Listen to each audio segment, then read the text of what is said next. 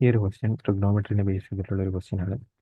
ഇതിനകത്ത് പറയുന്നത് if sec square theta is equal to 4x and tan theta is equal to sec theta is equal to 4x tan theta equal to 4/x, then find the value 8 into x square minus 1/x² value കണ്ടുപിടിക്കാനാണ് പറഞ്ഞിരിക്കുന്നത്. Option 1/16 ഉണ്ട്, 1/4 ഉണ്ട്, 1/2 ഉണ്ട്, 1/8 ഉണ്ട്.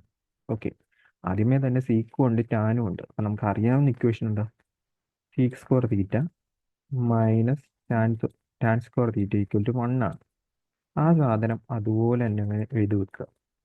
Okay, അപ്പോൾ സീക്കിൻ്റെ value, seek തീറ്റയുടെ value 4x, അപ്പോൾ അതിൻ്റെ സ്ക്വയർ എടുക്കുമ്പോൾ 16x² എന്ന് പറഞ്ഞു വരും. മൈനസ് ഇതിൻ്റെ സ്ക്വയർ എടുക്കുമ്പോൾ 16/x² എന്ന് പറഞ്ഞു വരും.